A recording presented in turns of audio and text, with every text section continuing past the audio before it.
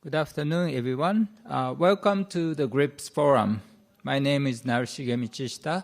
I teach International Security Affairs at the National Graduate Institute for Policy Studies, or GRIPS, in Tokyo. I'll be serving as your host today. When we talk about public policy making, we always talk about EBPM, or evidence-based policy making.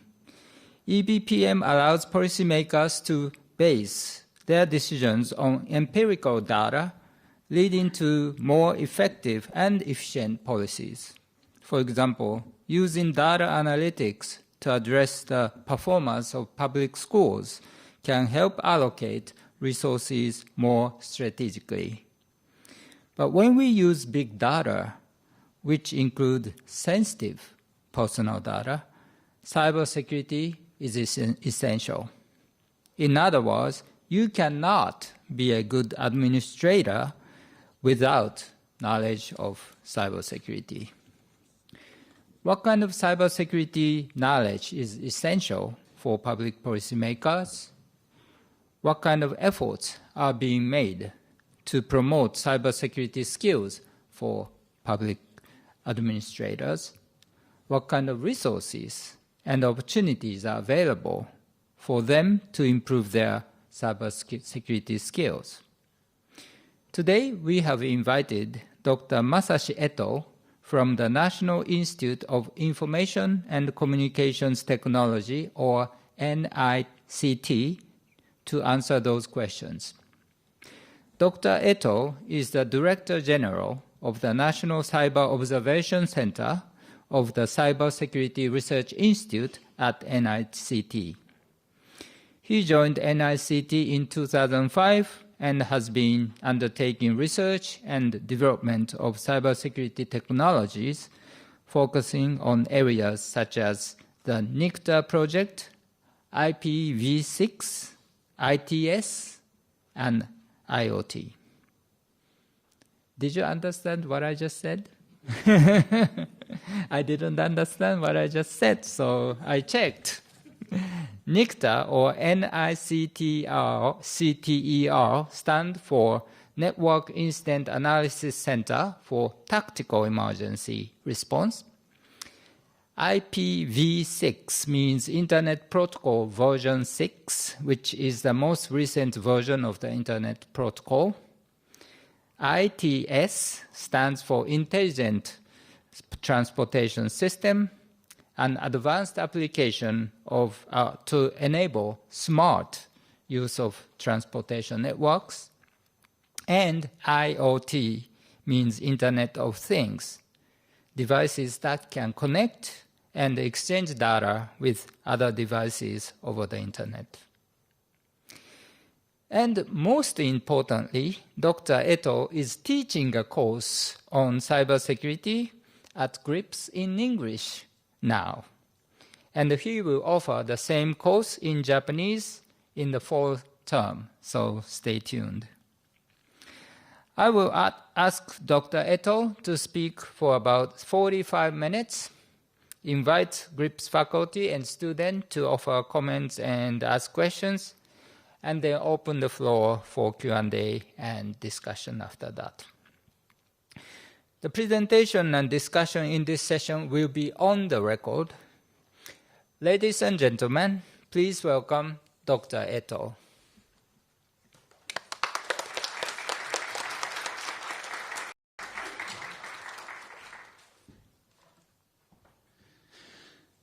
Thank you for the introduction. It's my honor to have a presentation, opportunity of the presentation in this GRIPS forum. So today's my talk is security workforce development for public administration. And okay, this is the overview of my talk. So as you know, the cyber security and cyber attacks has rapidly evolved, had a rapid evolution, and the importance of cyber security was increasing day by day. So my talk focuses on the knowledge framework designed for government employees and highlights workforce initiatives from NICT. Additionally, in my talk, it provides insights into the current state of security workforce development within public administration.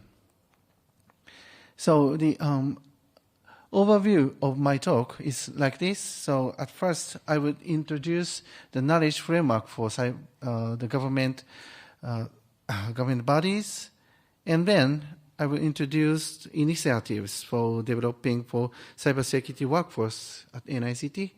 Then I will provide some analysis of the supply and demand situation of domestic security workforce development programs. Okay. So before going to each topic, I will share some backgrounds. So the first one is the global trends in the cybersecurity workforce. So this is the report from ISC Square. ISC Square is one of the famous certification provider of cybersecurity.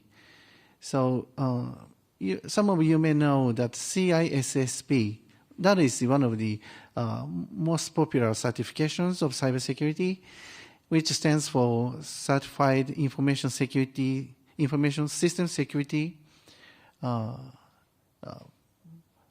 CISSP, P is professional. I'm sorry. So, so from ISC Square, cybersecurity workforce study has been published every day, and according to the latest report from in 2024, it says that although the needs for security personnel in North America and the European region has been generally stabilized like this, so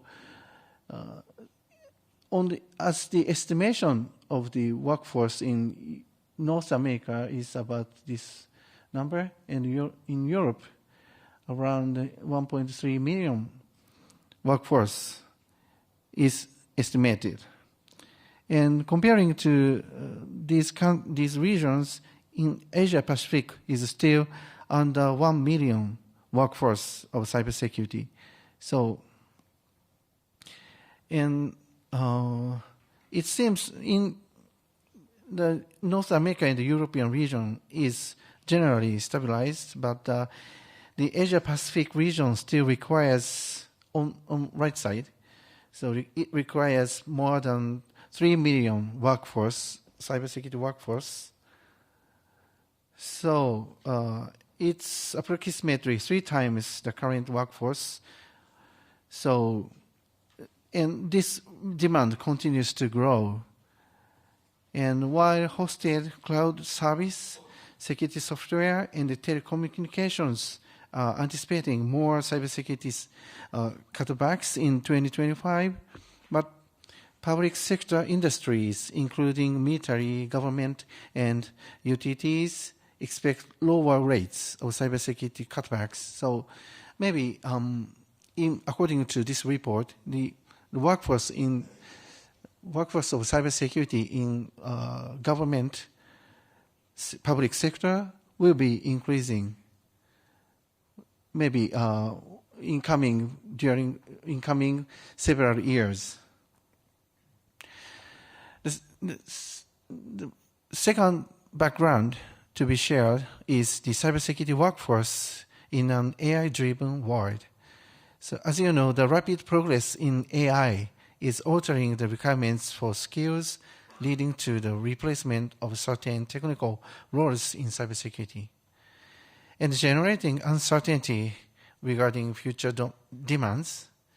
So according to the cybersecurity report from ISC Square, it says the 50% of the respondents of the enquete somewhat answered that somewhat or completely agree that non-technical skills will be more important for cybersecurity professionals in AI-driven world. And within the cybersecurity field, there is some belief that AI has the potential to substitute certain technical skills required for the profession. So on the left side, the graph shows the core skills to focus on when hiring the workforce in their organizations.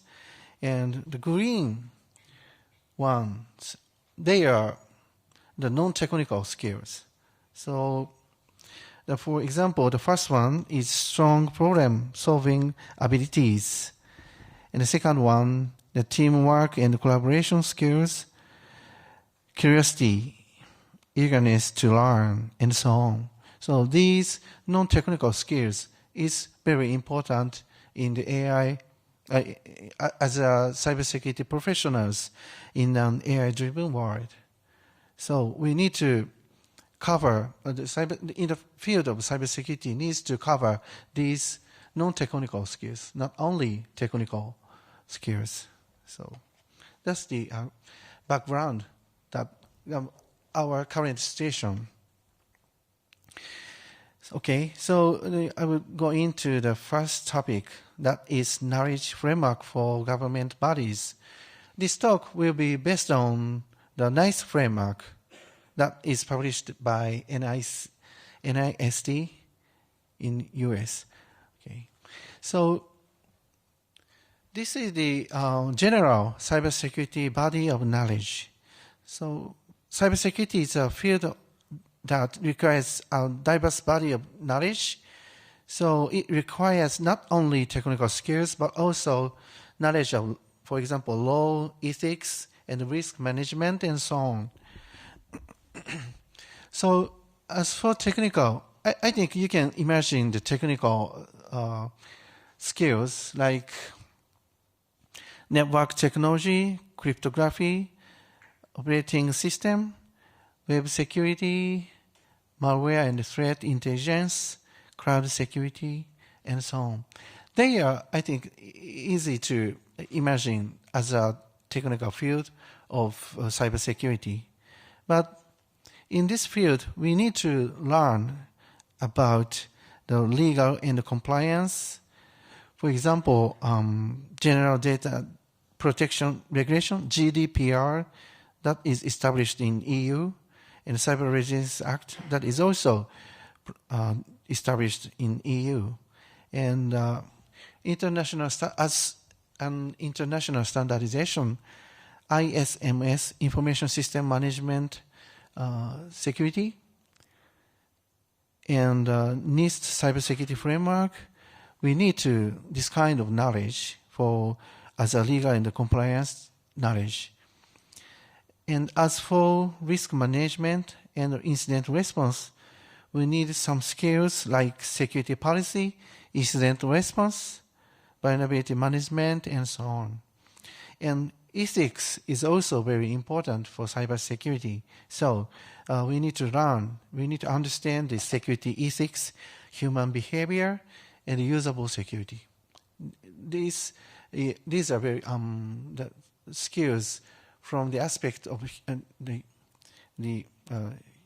human-centric technology, the human technology skills. So we need this kind of this body of knowledge as cybersecurity. Okay. So in the US, NIST, which stands on the National Institute of Standards and Technology, has published the NICE framework, that is Workforce Framework for Cybersecurity.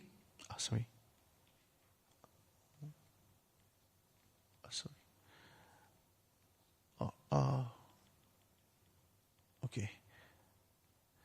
So stands for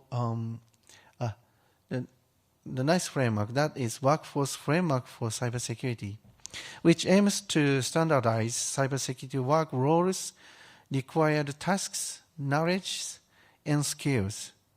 That is TKS, and provide a foundation for organizations and individuals to develop and manage their cybersecurity workforce. In this framework, it has this structure. At first, they have some 7 categories. So that shows the primary function areas of cybersecurity, including such as oversight and governance, design and development, and so on. So from these general categories, you can break down to the practical work roles. So that is specific roles necessary for carrying out cybersecurity functions with multiple roles defined under each category. Then you find out your adequate work roles. You can find out the practical TKS, that is tasks, knowledge, and skills. That are in-depth descriptions of tasks, knowledge, and skills. So you can break down from general information to specific information by using this nice framework.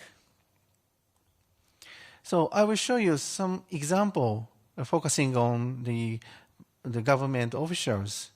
So as for the security for government officials, the duties of government officials range from formulation of cybersecurity policies and security measures of their own organizations, where many of them seem to fall into the categories of oversight and governance and so on.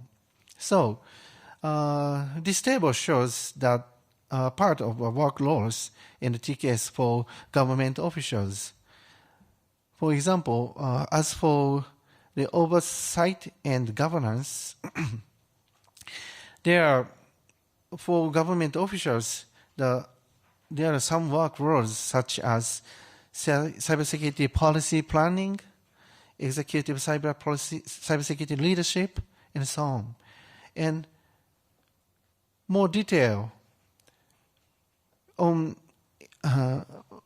using this nice framework, you can find out the specific TKS. So as for the cybersecurity policy and planning, the TKS are cybersecurity operation policies and procedures, and computer networking protocols, operational planning processes, and so on. So now you can grasp what you need to learn as a cybersecurity professionals as a government officials. Okay, so how about the local government officials? So the situation is a little bit different from the government officials because due to the limited number of staffs in the local government, it is typical for local governments to outsource their IT services. So in many cases, they are they're outsourcing their services, they are outsourcing their IT services to the service vendors. So it is important for the local government officials to collaborate with the IT service vendors. So in order to focus on on-site security measures, a coordination and response with IT services vendors in the event of the cybersecurity incident, the ability to grasp the situation, collaborate, and understanding the procedures is more important for the local government officers. So as for the category of oversight and governance, the product support management and system security management as work roles is important. And as for TKS, for example, operational planning processes, market research tools, techniques, and prediction algorithms, technology integration processes, these the skills is very important for the local government officials. So basically, even in the local government, their tasks differs individual by individual. So you need to find out your adequate skills and work roles from the NICE framework. Then you can recognize what you need to learn as a cybersecurity professional. Okay, so now you learn, you understand how to recognize what you need to learn, and I will show some activities to show you how to learn the cybersecurity. So in this topic, some initiatives for developing for cybersecurity workforce at NICT will be introduced. And in this topic, I focus on the practical cyber defense exercise, that is CYDER, and some insights derived from the efforts of practical cybersecurity workforce development will be introduced. So in NICT, we are providing these cybersecurity workforce developing programs. The CYDER, the Practical Cyber Defense Exercise, CYDER, it's a practical cyber defense exercise for national agencies, local governments, and critical social infrastructure, business, and so on. And CEDO is also a cyber defense exercise, but the target is the 2025 Osaka Expo. And also we have the Security Innovator Developing Program, that is SecHack. So in this program, we are developing the security innovators who can create the cybersecurity technologies. So this is the overview of National Cyber Training Center, NCT. So NCT has been established as an organization to develop and promote practical cyber training by making the most of NICT's technical knowledge and research facilities in 2017. And in NCT, we are focusing on the development of security operator and security innovator. As for security operator, we are developing practical cybersecurity operators, and in Japan, the entire operator can be classified from elementary level, intermediate level, pre-advanced level, and advanced level. And inside we focus on we are providing our courses for elementary, intermediate, and pre-advanced level. And the CYDER is intended for security operators in organizations such as government agencies and the private companies. As for security innovator, we develop high-level workforce, the top-level tier security innovators. SecHack 365 is focusing on developing the security innovators who can research and develop innovative security software on their own. Today, I will introduce CYDER for detail. So this is the overview of the practical cyber defense exercise called CYDER. So CYDER is a program that reproduces the network environment of an organization in a virtual space for national agencies, local government, critical infrastructure operators, and so on. And we conduct some practical defense exercise that simulate a series of incident responses. This is overview of the project last year. So, as a target of participants, we provide this program for the staff from national agencies, selected corporations, independent administrative bodies, and local authorities at no cost. And as a format, we provide group activities exercises. And we hold over approximately 100 sessions across all prefectures in 1 year. And those 100 sessions are divided into several levels that are elementary level, intermediate level, and pre-advanced level. And we have studied this project from 2016,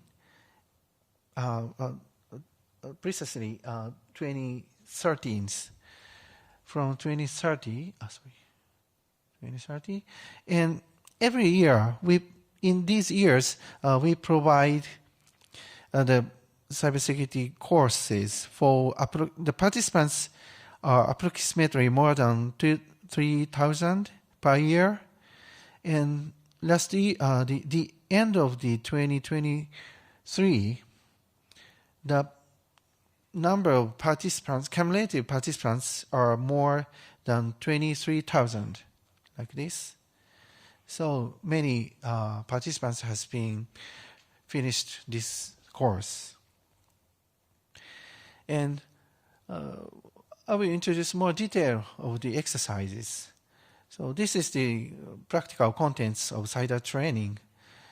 In this training, we reproduce the network environment of local governments and so on in a virtual space, and experience, and we provide some experience of incident handling in a role play format.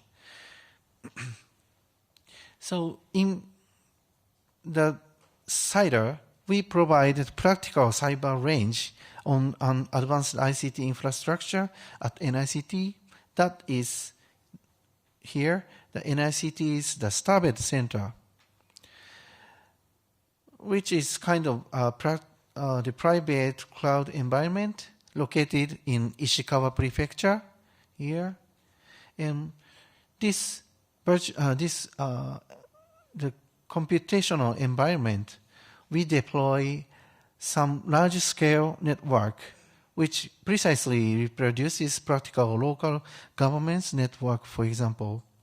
So in this example, we have some specific network segments like LG1, operations network, and internet connected segment, and so on.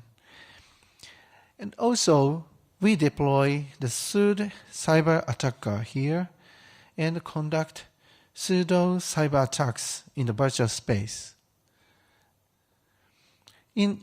So, based on this environment, we hold the practical, the collective exercises in many places, more than 100 places in Japan, and from each class we connect to this environment in Ishikawa Prefecture, Starbed Center, and we connect to this environment, and we receive the cybersecurity exercise in this environment. And the CIDA provides the practical scenarios of the cyber attacks that has been occurred in the recent years. For example, the scenario is some example of the scenarios: the targeted attack, stepping stone attack, ransomware attack are provided in this environment. So you can learn how to solve the cybersecurity incident of targeted attack and the stepping stone attack, many scenarios.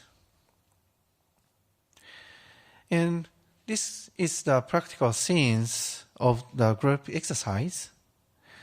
The exercise is 1 day. So we start from orientation and explanation of the exercise flow to learn how to progress the exercise.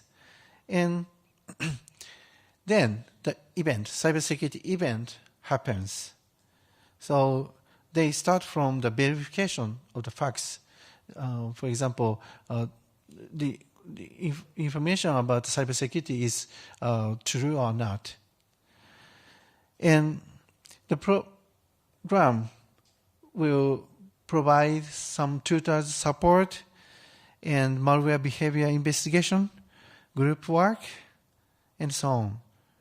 Then the participants provide the information as an announcement to the public. And they also make some reporting to their administrators.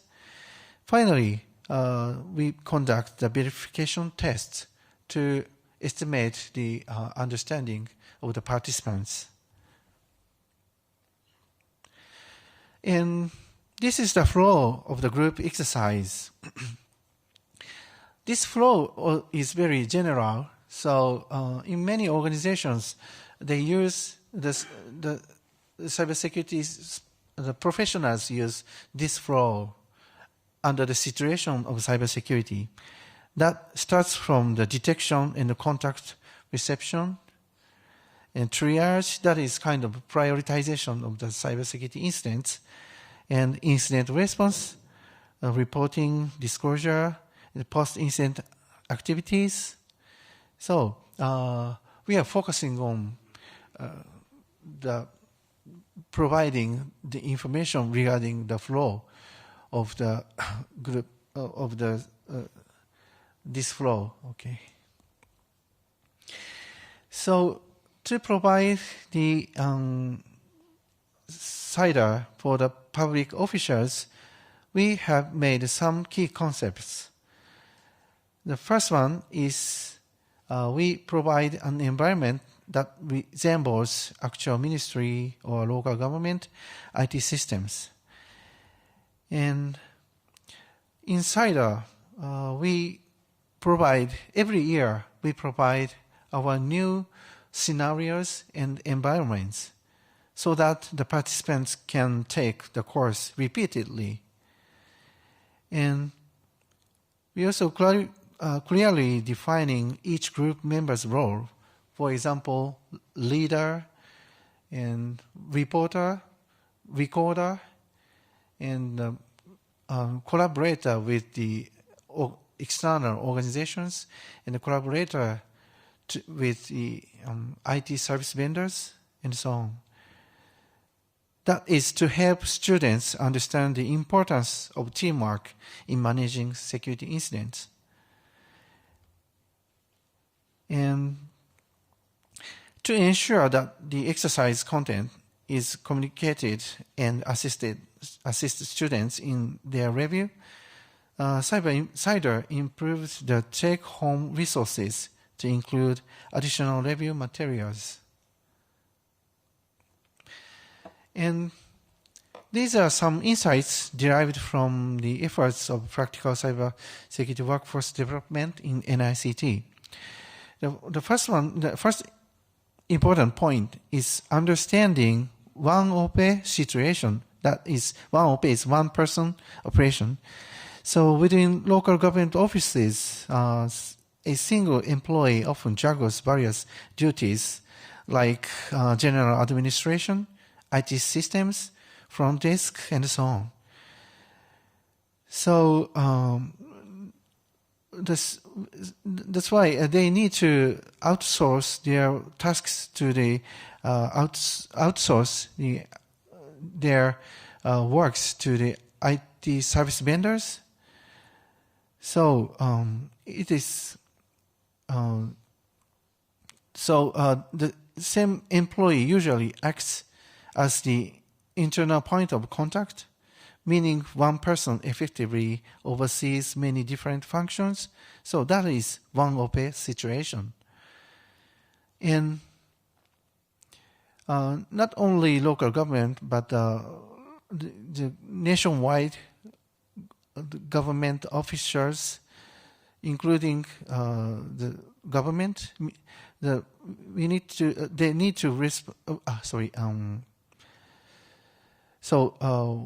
we need to respond based on the actual state of security measures.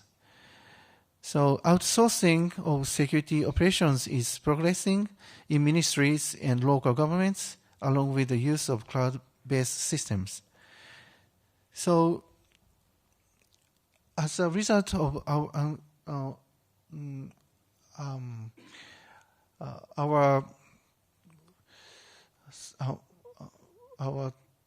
the progress of our human resource development programs, we understand that the memorizing specific and high-level techniques is not so important for government officials. Rather than understanding such knowledge, we think that public officials need to understand overall progress of managing security incidents and acquire the necessity of terminology to implement the technical reports from security staff. Okay.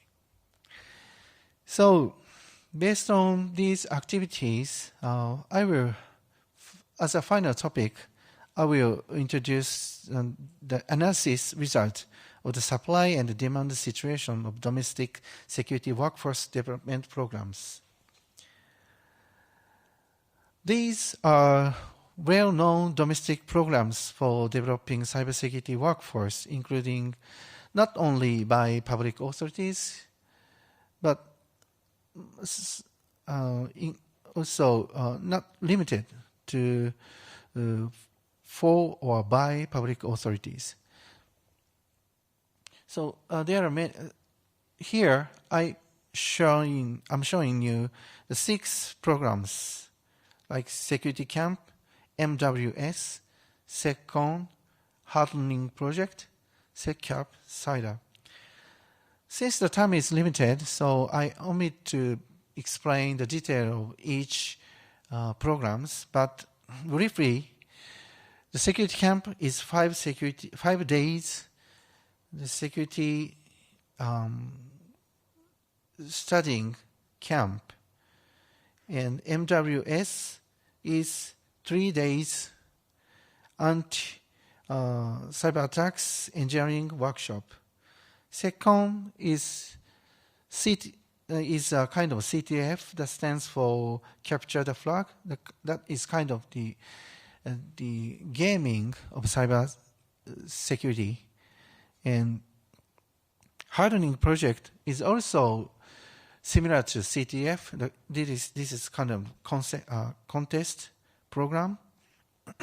And SecCap is 1 year student education program by multiple universities in Japan. And CIDR is a 1-day cybersecurity exercise. So we have these many cybersecurity workforce development program. But here comes a question. Are these programs sufficient to fulfill the requirements of the security workforce in society? So I have work to analyze the comparison between workforce development versus industrial requirements based on interviews with each workforce development programs and user companies. And we assess the alignment between supply and demand side of cybersecurity workforce. So in this comparison, we conduct same questions for the well-known workforce development programs and 30 client companies. And we gather the information each other, and we try to know the gap between the demand side and supply side of cybersecurity workforce. And this is the result of the survey. So we had, in this topic, we had 4 questions. So the first one is, what was your approach in developing your program? The result is that we understood the significance of interpersonal connections and the reality of the contents. So in they are the answer from each programs. And for example, the SecCap said that they are focused on the structure to establish the structure of human networks. And as for MWS, they are trying to develop the common data sets related to the real world cyber attacks and so on. Anyway, each program has their own the important points. And the second one is, what challenge did you encounter in your program? So we recognize that there were some discrepancies in understanding between participants and sponsors. As for second here, they said that in certain situations, having experience does not guarantee their job. So it is important for the participants to consider their individual career trajectories. And as for CIDR, in each class in CIDR, we have a survey for each participant, and the survey indicated that although many people acknowledge the course's value and importance, but they cannot enroll if there is a cost. They are participating in this program because the CIDR is for free. So that is also a very important problem of CIDR.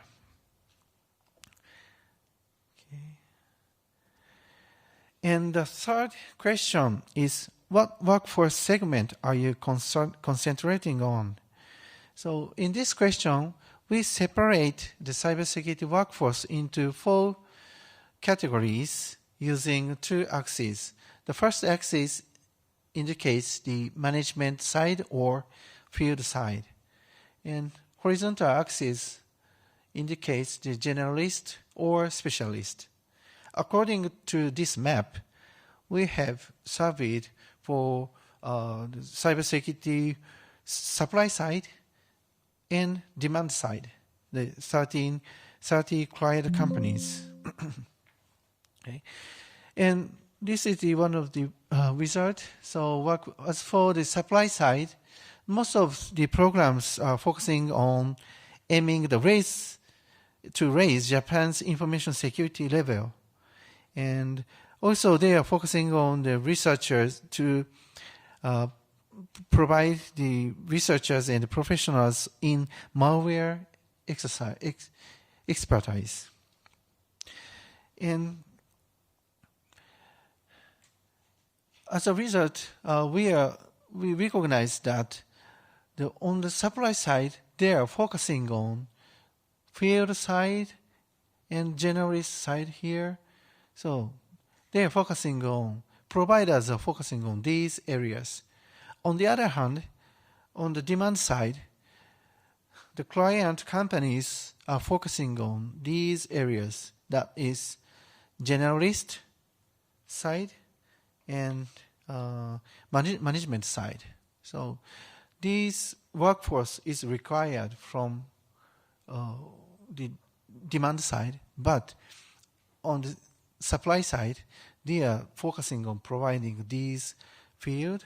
So we can say that there are a gap between the supply side and the demand side of cybersecurity workforce.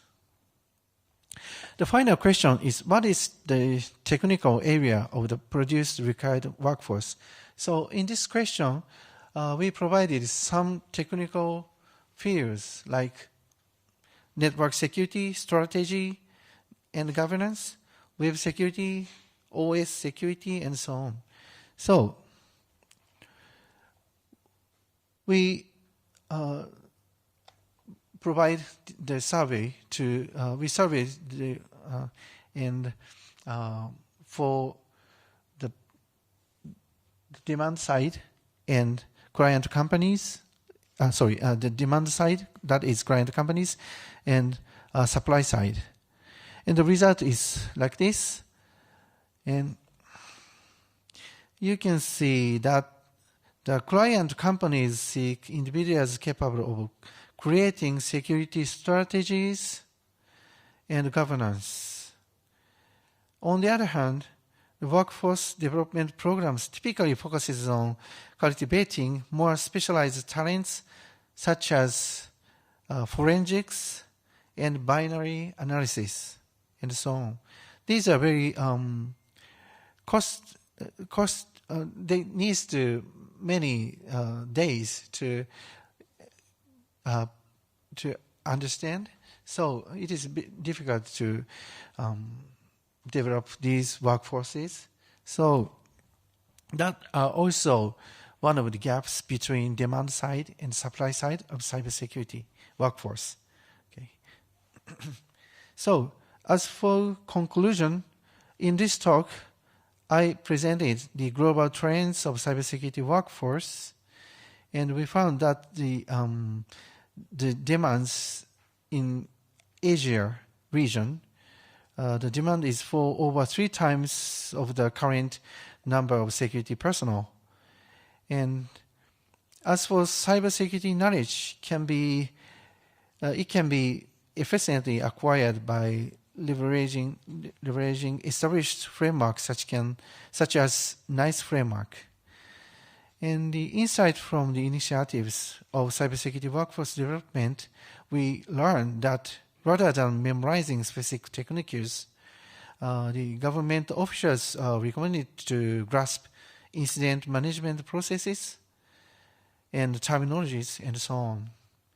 And addressing the gap between supply and demand, we understood that there are some gaps between supply side or the demand side of the cybersecurity workforce. Okay, so this is the end of my talk. Thank you for your attention.